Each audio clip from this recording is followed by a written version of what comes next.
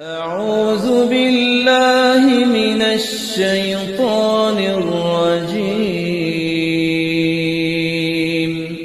والسابقون الأولون من المهاجرين والأنصار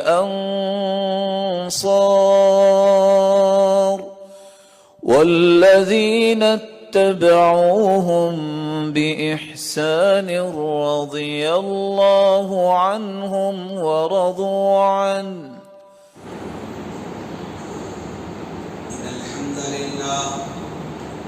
إن الحمد لله نحمده ونستعينه ونستغفره ونعوذ بالله من شرور أنفسنا ومن سيئات أعمالنا من يهده الله فلا مضل له ومن يضلل فلا هادي له وأشهد أن لا إله إلا الله وأشهد أن محمدا عبده ورسوله ورسله بالحق بشيرا ونذيرا أما بعد فإن خير الحديث كتاب الله وخير الهدي هدي محمد صلى الله عليه وسلم وشر الأمور محدثاتها وكل محدثة بدعة وكل بدعة ضلالة وكل ضلالة في النار أعوذ بالله من الشيطان الرجيم بسم الله الرحمن الرحيم يا أيها الذين آمنوا اتقوا الله وقولوا قولا سديدا يصلح لكم أعمالكم ويغفر لكم ذنوبكم ومن يطع الله ورسوله فقد فاز فوزا عظيما محترم بزرگوں، نوجوان دوستوں اور میرے چھوٹے بھائیوں، ہر قسم کی حمد و ثنا اسی اللہ رب العالمین کے لیے لائق اور زیبا ہے جو اپنے بندوں میں سے جس کو چاہتا ہے ہدایت دیتا ہے، وہ جس کو چاہتا ہے اپنے گھر کو بلاتا ہے، وہ جس کو چاہتا ہے اپنا قریب بنا لیتا ہے، جس کو چاہتا ہے اپنا محبوب بناتا ہے۔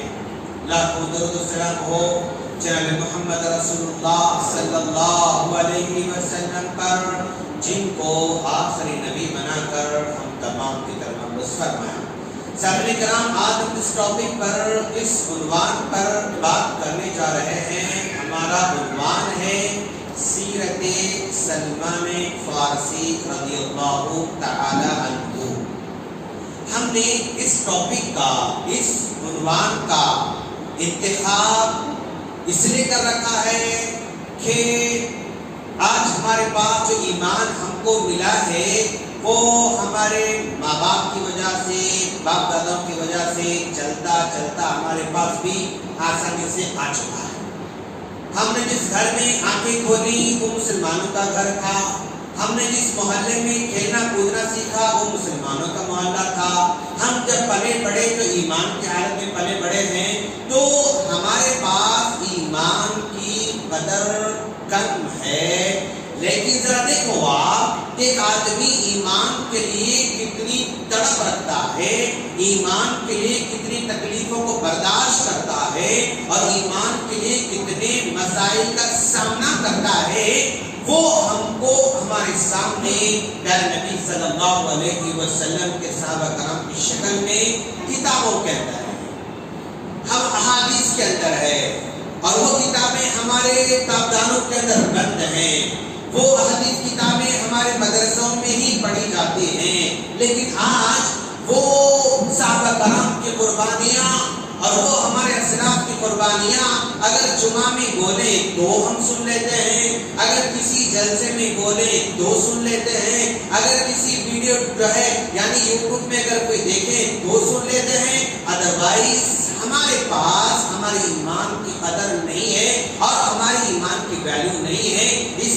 سمندر میں ہم نے حضرت سلمان فارسی رضی اللہ تعالیٰ عنہ کی زندگی کے مختصر سے پہلو کو اس مختصر سے وقت میں آپ کے سامنے رکھیں گے انشاءاللہ۔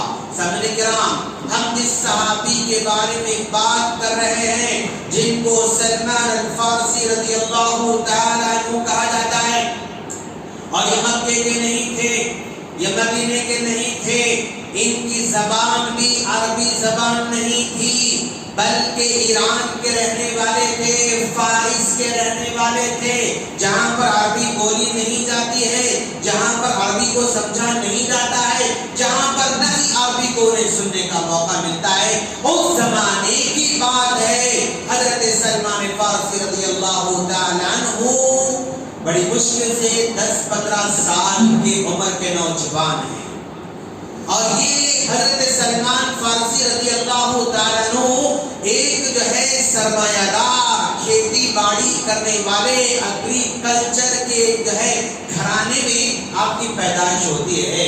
آپ کے باپ دادا ایگریکلچر کرنے والے، آپ کے باپ جو ہے اپنے گاؤں کے بڑے سرپنچ کی طرح جن کے پاس کھیتوں کی بھرمار ہے، جن کے پاس جو ہے کھیتی باڑی کے کام پڑے ہوئے رہتے ہیں، ایسے باپ کے اکلوتے بیٹے تھے حضرت سلمان رضی اللہ تعالیٰ عنہ، اور اپنے باپ کے اکلوتے ہونے کی وجہ سے ان کے والد نے اپنے گھر میں ہمیشہ ان کو قید و بند میں جو ہے یعنی اپنے گھر میں رہنے کی تلقین کرتے تھے۔ کھیت آ جائیں تو بیٹے کو کیا تکلیف ہوگی، کیا نقصان ہوگا، کیا ہوگا، اس ڈر سے اپنے بیٹے کو کھیت کو نہیں لے کر جاتے تھے، بلکہ بیٹا تم گھر میں رہو اور تم گھر میں عبادت کرتے رہو۔ اور سلمان رضی اللہ تعالیٰ عنہ کے گھرانے کا جو مذہب تھا وہ مجوسیت کا مذہب تھا، یعنی آگ کی پوجا کرنے والوں کا مذہب تھا۔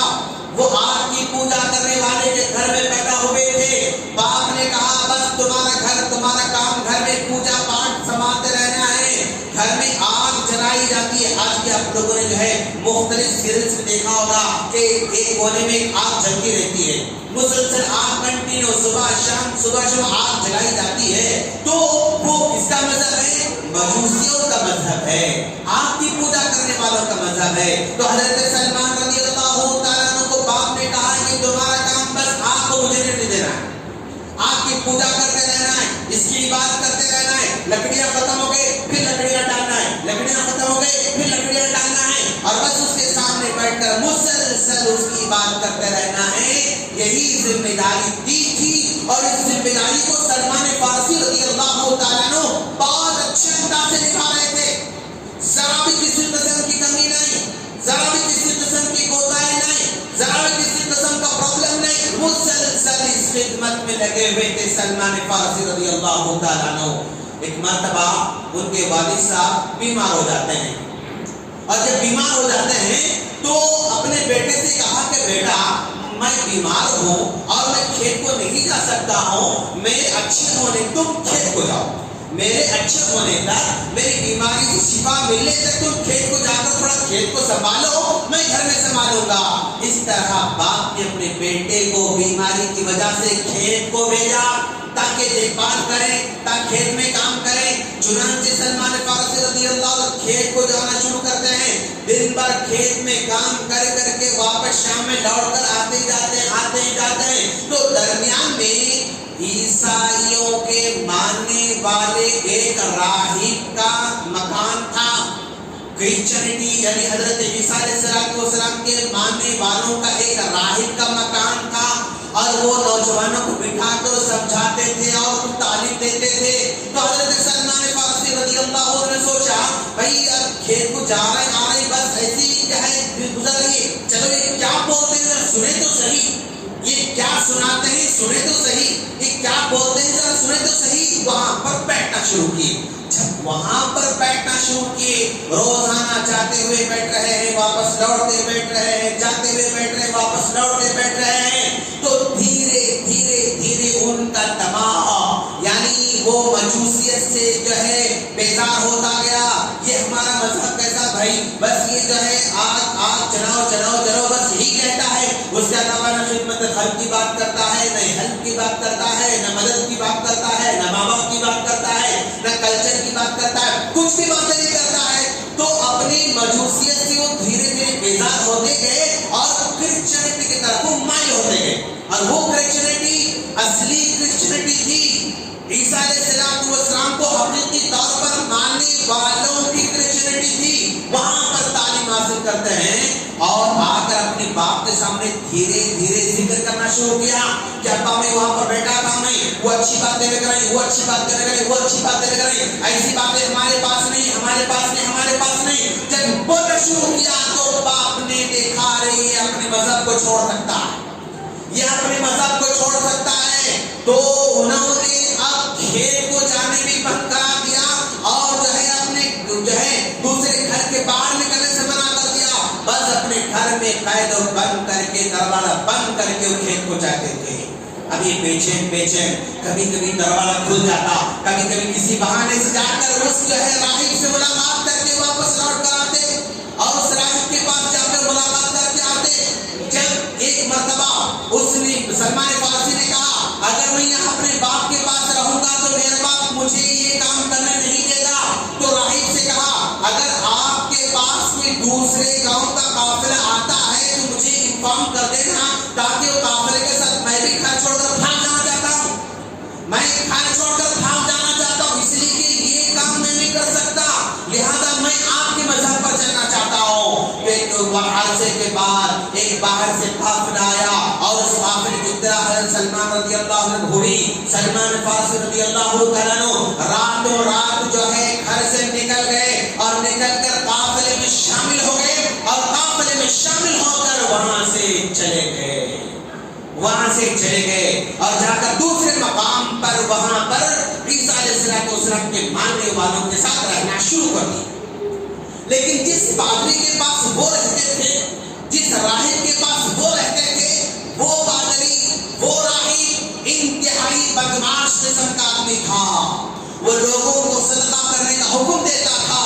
لوگ صدقے کا مال لا کر دیتے تو یہ صدقے کا مال سونا چاندی اپنے پاس رکھ لیا کرتا تھا اور لوگوں کو غریبوں کو تقسیم نہیں کرتا تھا. یہاں تک کہ وہ اپنا سونا چاندی وہ جو ان کا چرچ تھا اس چرچ کے نیچے گھر بنایا تھا، اس نے انڈر گراؤنڈ گھر بنایا تھا اور اس انڈر گراؤنڈ گھر میں سونا چاندی کو اسٹاک کر کے رکھتا تھا. حضرت سلمان فارسی رضی اللہ عنہ سوچتے تھے کہ یہ کیسا آدمی ہے، لوگوں کو صدقہ کرنے کا حکم دیتا ہے، جب لا کر جمع کر دیتی ہے وہ جمع کر کے لیتا ہے، تقسیم نہیں کرتا ہے. پریشان تھے. اسی حالت میں اس کا انتقال ہو جاتا ہے. جو پادری کا انتقال ہو جاتا ہے، جب پادری کا انتقال ہو جاتا ہے تو لوگوں نے پادری کو تو بڑا آدمی سمجھا تھا، بڑا مہان آدمی سمجھا تھا، بہت نیک آدمی سمجھا تھا. انہوں نے بہت ہی دھوم دھام کے ساتھ تدفین کا انہوں نے پلان بنایا.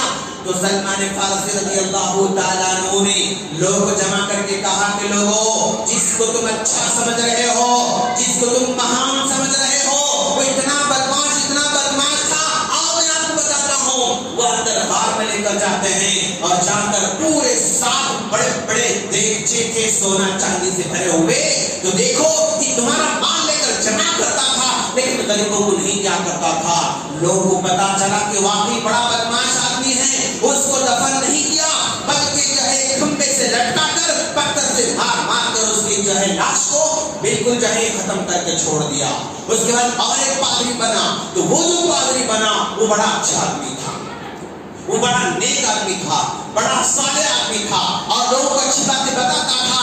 اور اسی کے ساتھ سلمان فارسی رضی اللہ عنہ رہنے لگے. اور اس کی موت کا ٹائم آ جاتا ہے تو سلمان فارسی رضی اللہ عنہ نے کہا کہ دیکھو بھائی، میں مجوسی کو چھوڑ کر یہاں پر آیا ہوں اور یہاں پر آپ سے پر اتنا بڑا بدمعاش آدمی تھا. اب آپ اچھے آدمی تھے، اب آپ اگر مر جائیں گے تب میں کہاں جاؤں؟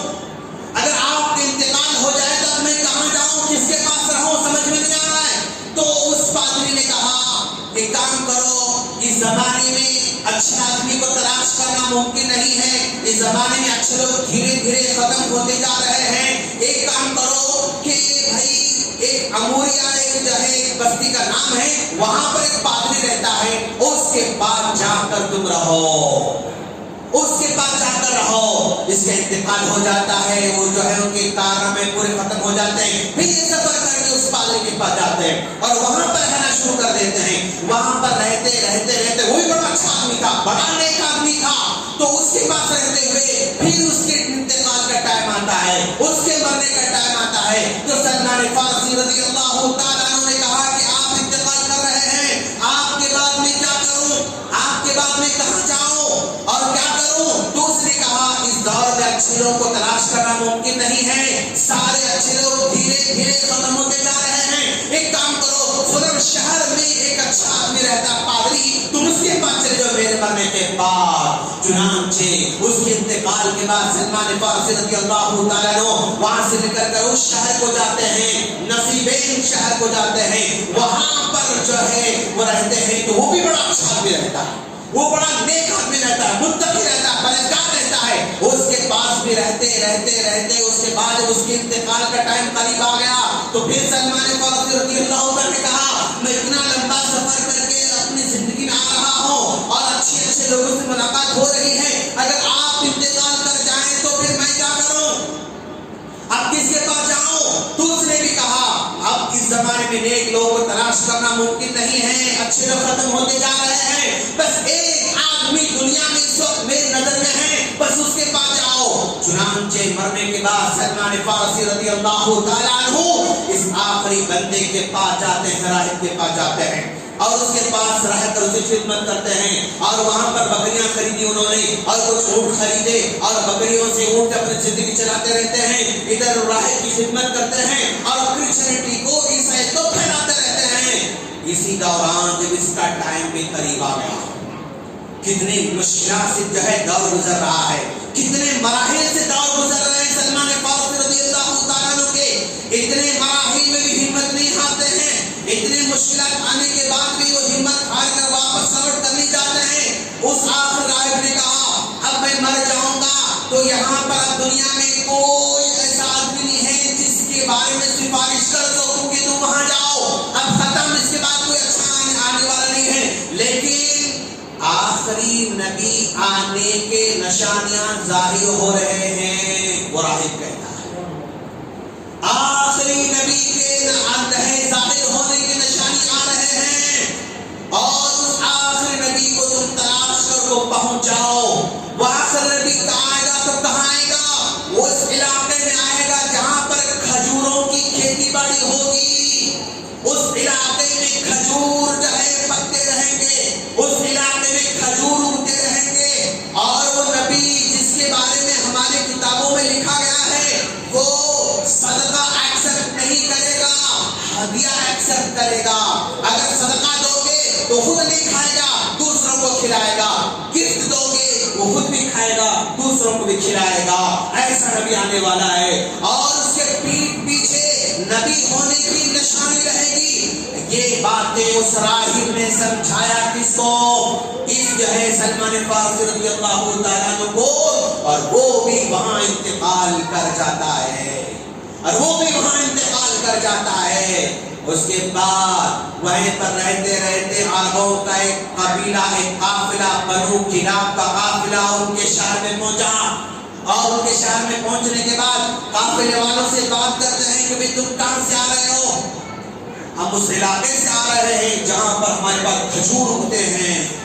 آپ کے پاس کھجور اگتے ہیں؟ ہاں ہمارے پاس کھجور اگتے ہیں. تو سلمان فارسی رضی اللہ نے کہا وہ وہی علاقہ ہے جس کے بارے میں ہمارے راہب نے بتایا ہے کہ کھجور اگنے کا علاقہ ہے. ایک کام کرو, جب آپ یہاں سے واپس جاؤ گے نا مجھے بھی واپس لے چلو, آپ جو مانگے گی میں آپ کو دوں گا, جو مانگے گی آپ کو میں دوں گا, آپ مجھے وہاں لے چلو. قافلے والے نے کہا ٹھیک ہے, ہم واپس جاتے ہیں تو اپنے ساتھ لے چلیں گے.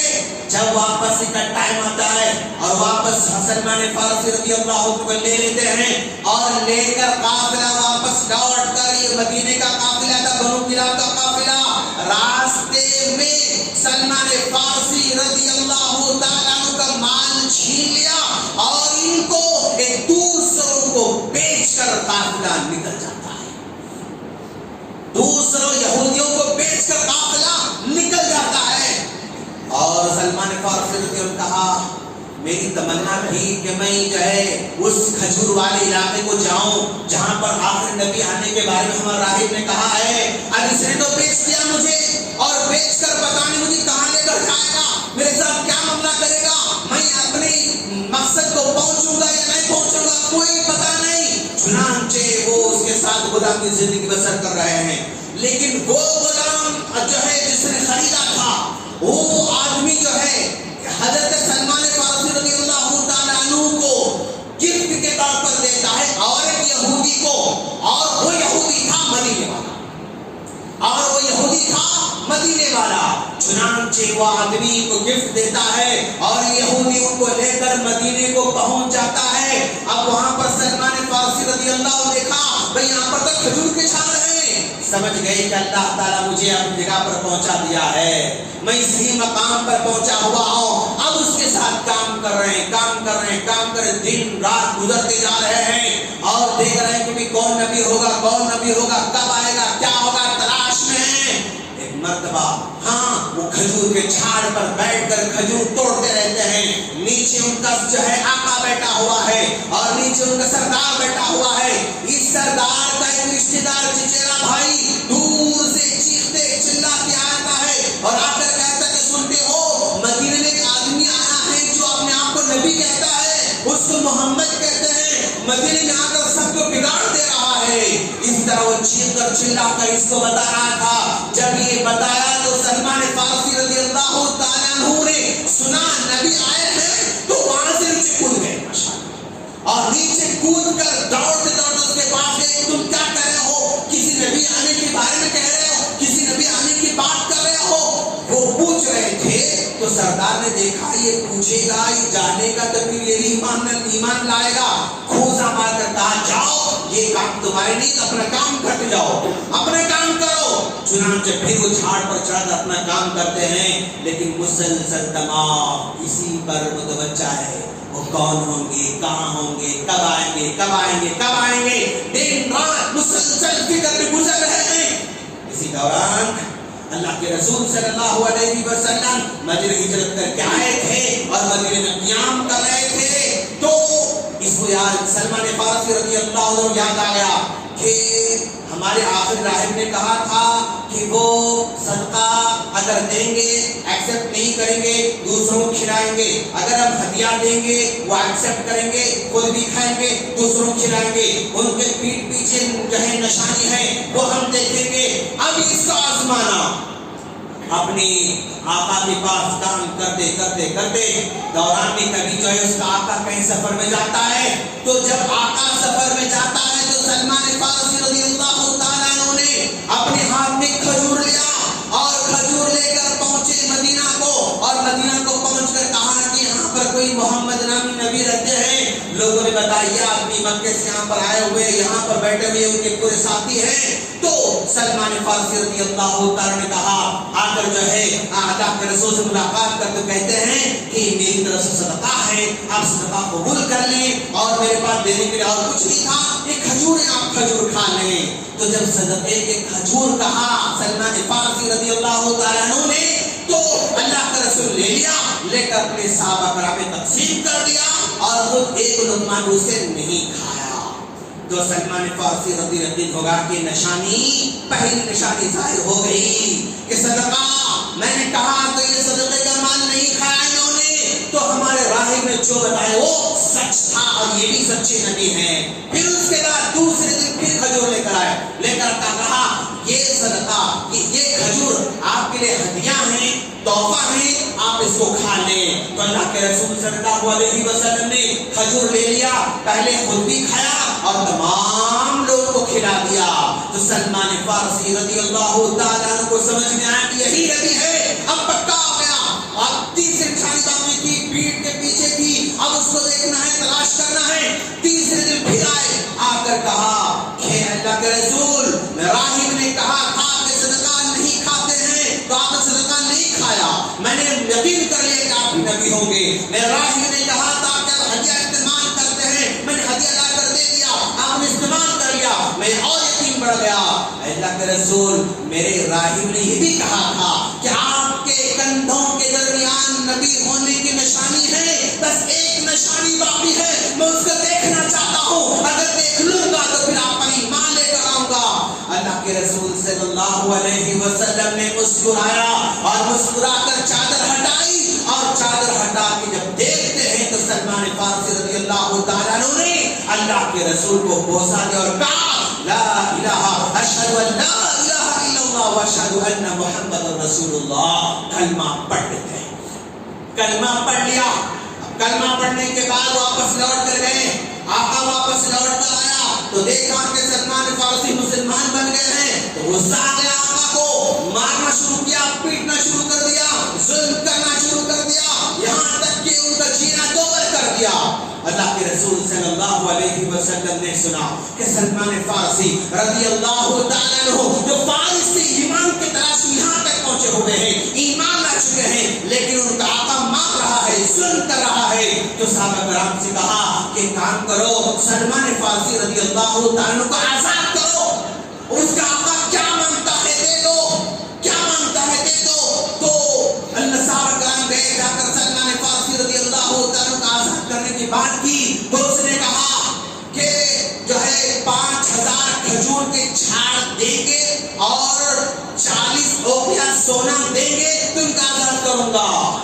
صحابہ کرام اللہ کے رسول کے پاس آ کر اللہ کے رسول 5000 کھجور کے جھاڑ مانگ رہا ہے ان کو آزاد کرنے کے لیے، 40 اوقیہ سونا مانگ رہا ہے ان کو آزاد کرنے کے لیے۔ تو اللہ کے رسول صلی اللہ علیہ وسلم اعلان کیا کون سلمان فارسی رضی اللہ تعالیٰ کو آزاد کریں گے، کھجور کے جھاڑ ڈونیٹ کریں گے، کون ڈونیٹ کریں گے؟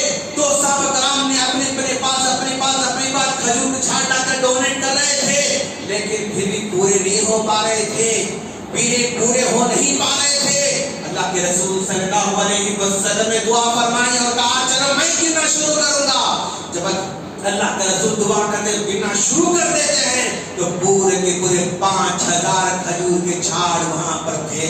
کہا جاؤ ان کو دے کر آؤ، آقا کو دے دیا گیا۔ دینے کے بعد اس نے کہا ہاں 5000 کھجور تو مجھے مل گئے، لیکن سونا کہاں ہے؟ تو اللہ کے رسول نے کہا انتظار کرو، انتظار کرو، ہم وہ بھی آپ کو دے دیں گے، وہ بھی ہم آپ کو پے کریں گے۔ اس کے بعد جو ہے دھیرے دھیرے ایک مرتبہ جنگ ہوئی اور جنگ کے اندر ایک سونے کا ڈلہ ملا، ایک سونے کا ڈلہ مال غنیمت میں حاصل ہوا، اور جب مال غنیمت حاصل ہوا تو اللہ کے رسول صلی اللہ علیہ وسلم نے سونے کو دیکھتے کہا سلمان فارسی رضی اللہ عنہ کو آزاد کرنے کے لیے سونا دینا ہے، چنانچہ دیکھو یہ کتنا وزن ہے، تو دیکھا وہ سونا 40 اوقیہ جو ہے تھا، 40 اوقیہ تھا۔ جاؤ پہلی فرصت اس کو دے دو اور سلمان فارسی رضی اللہ عنہ کو آزاد کر کے لے کر آؤ۔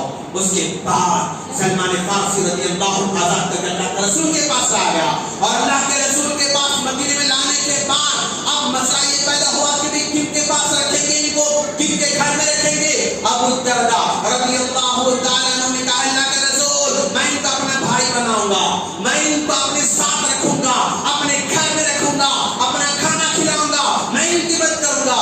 اللہ کے رسول صلی اللہ علیہ وسلم نے ابو الدرداء رضی اللہ تعالیٰ عنہ کے حوالے کر دیا، اور جو اتنے مراحل گزرنے تک جنگ بدر ہو چکی تھی، جنگ احد ہو چکی تھی، اور جنگ خندق کا جو ہے مسئلہ آ رہا تھا، اور اللہ کے رسول کے پاس سلمان فارسی رضی اللہ تعالیٰ عنہ مکمل طور پر آزاد ہو کر یہاں پر بیٹھے ہوئے ہیں۔ اللہ کے رسول نے کہا دیکھو اب جنگ خندق کا مسئلہ آ رہا ہے، یعنی پورے 12000 دشمن مدینے پر حملہ کرنے کی تیاری کر رہے ہیں۔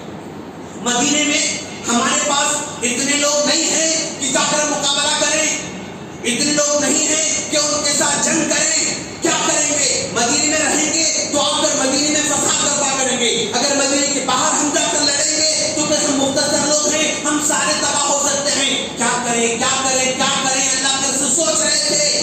سلمان فارسی رضی اللہ تعالیٰ نے کہا اللہ کے رسول آپ کو ڈرنے کی ضرورت نہیں ہے، ہمارے پاس ایران میں ایک جنگ لڑنے کا طریقہ ایک تھا جو میں نے وہاں پر دیکھا ہے، ہمارے پاس اگر کوئی باہر سے دشمن حملہ کرتا ہے اور گاؤں والے مختصر رہتے ہیں، مقابلہ نہیں کر سکتے ہیں، تو ہم اپنے گاؤں کی طرف بڑے بڑے گڑھے کھودتے ہیں جس کو ہم خندق کہتے ہیں، بڑے بڑے گڑھے کھودتے ہیں تاکہ گڑھے میں وہ اندر اتر کر کے واپس آ کر ہم پر حملہ نہ کر سکیں۔ اللہ کا رسول اس پالیسی کو ہم یہاں پر اپنائیں گے، اس پالیسی کو یہاں پر اپنائیں گے.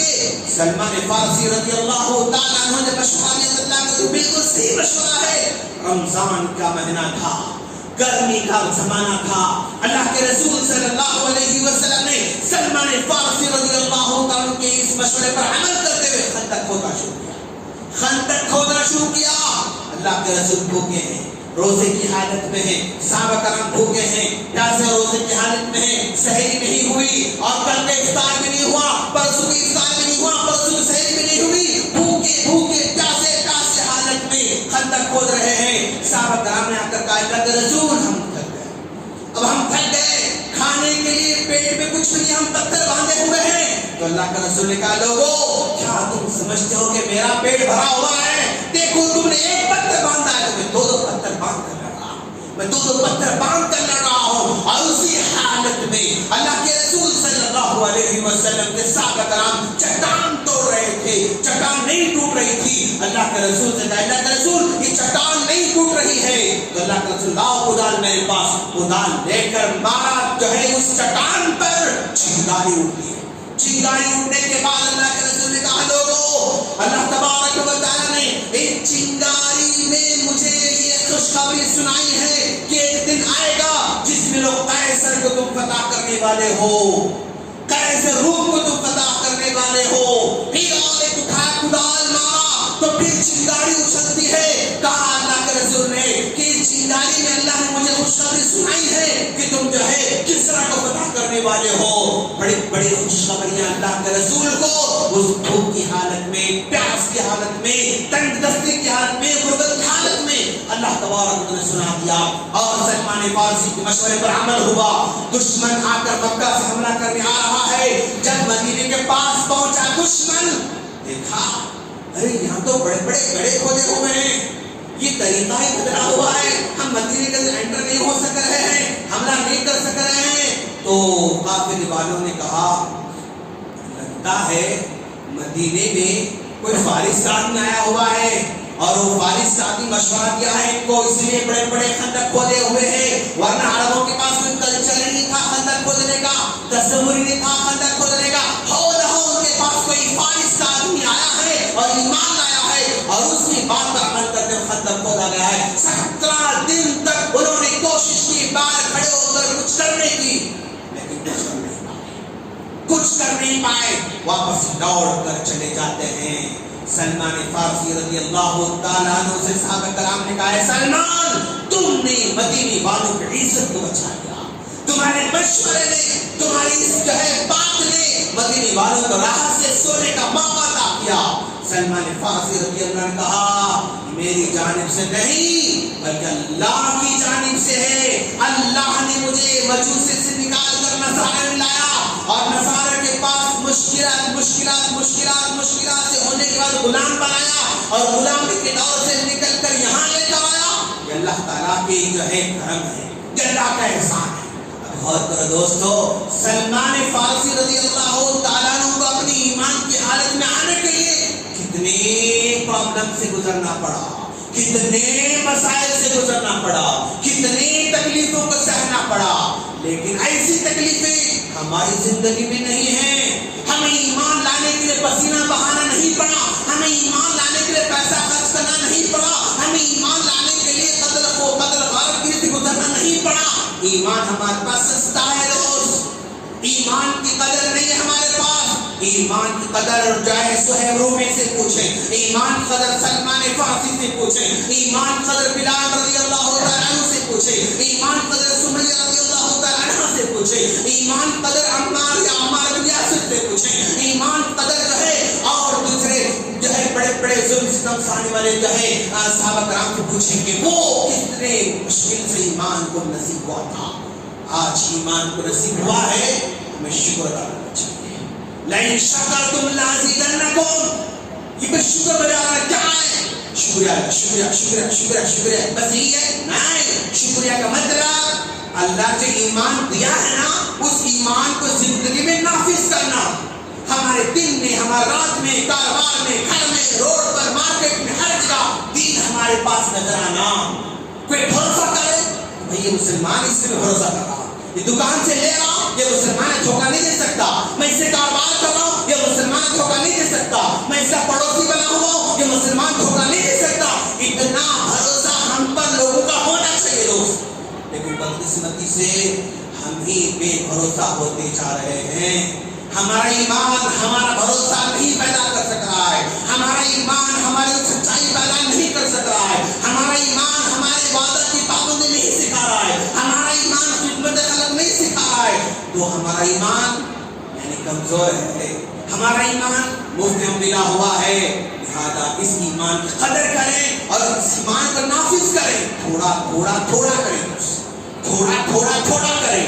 آج ہم نے ایک پابندی کی, کل ایک ہم پابندی کریں گے, پرسوں ایک پابندی کریں گے, ہفتے میں ایک نیا کام کریں گے, اچھا کام کریں گے. اسی سے ایمان بنتا ہے دوست. جھاڑ لگاتے ہیں تو فوراً کل پھل نہیں آتا. اگر آم کا جھاڑ لگاتے ہیں تو 5 سال کے بعد پھل آتا ہے, اور وہی اصلی پھل ہے اور لانگ ٹائم تک پھل دینے والا ہوتا ہے. تو آج عمل شروع کرتے ہیں تو انشاءاللہ پھل ملے گا. ہمارا ایمان مزہ آئے گا. ایمان کا مطلب حلاوت, مزہ آنا. جس میں مزہ آ رہا ہے سمجھنا ہمارا ایمان سے. ہم نیک کام کرتے ہیں, ہم مزہ آنا. ہمیں صدقہ کیا, مزہ آ رہا ہے. ہم نماز پڑھی, مزہ آ رہا ہے. قرآن پڑھا, مزہ آ رہا ہے. اچھا کام کیا, مزہ آ رہا ہے. مزہ آیا تو سمجھو ہمارا ایمان ہمیں فائدہ مند ہوتا ہے. جب بھی دیکھو بیزار ہے. نماز پڑھنا بیزار مزار, صدقہ بیزار مزار. ہاں وہ نیکا بیزار, جس میں بیزار ہے. قرآن سننا بیزار, بیٹھنا بیزار آ رہا, جمعہ میں بیزار آ رہا, جلسے میں بیزار آ رہا, گھر میں کچھ سننا بیزار آ رہا. سمجھنا خطرے میں ہے. ٹائٹل ہمارا ہے مسلمان ہونے کا, لیکن ہمارا نام رجسٹر میں ہونا کوئی ضرور نہیں ہے. اللہ کے رجسٹر میں ہمارا نام مسلمان ہونا ہے. یہاں کے حکومتوں کے رجسٹر میں ہم مسلمان, ہمارا مذہب کیا ہے, مسلم سنی, مسلم سنی. یہ رجسٹر وہاں کام آنے والا نہیں ہے. اللہ کے رجسٹر میں ہمارا نام مسلمان ہونا چاہیے. ہم دعا کرتے ہیں بھائی تعالیٰ تو ہم تمام کو اپنی ایمان قدر کرنے کی توفیق عطا فرما, اپنی ایمان کی حفاظت کرنے کی توفیق عطا فرما, اپنی ایمان کی لشکر گزارنے کی توفیق عطا فرما. بھائی ہمیں نیک عمل کی توفیق عطا فرما, اچھے کاموں کی توفیق عطا فرما, عمل صالح کی توفیق عطا فرما, لمبی نماز پڑھنے کی توفیق عطا فرما, قرآن کی تلاوت کرنے کی توفیق عطا فرما, تیرے نبی سے محبت کرنے کی توفیق عطا فرما, تیرے گھروں سے محبت کرنے کی توفیق عطا فرما, تیرے نیک بندوں سے محبت کرنے کی توفیق عطا فرما, تیرے نیک اور صالح بندوں کے ساتھ دوستی کرنے کی توفیق عطا فرما. باری تعالیٰ ہر قسم کا آزمائش سے محفوظ فرما, قرض کی بلا سے محفوظ فرما, بیماریوں سے محفوظ فرما, عداوتوں سے محفوظ فرما, برے پڑوسی سے محفوظ فرما, برے دوستوں سے محفوظ فرما, سود سے ہمیں محفوظ فرما, جادو ٹونے سے ہمیں محفوظ فرما, نظر بد سے ہمیں محفوظ فرما, حسد کرنے والوں سے محفوظ فرما, ہر قسم کی آزمائش سے محفوظ فرما. باری تعالیٰ ہمیں زندہ رکھے, ایمان کی حالت میں رکھے. جب یہاں سے بلا لے آخر کلمہ ہمارے زبان پر لا الہ الا اللہ محمد رسول اللہ جاری رہے.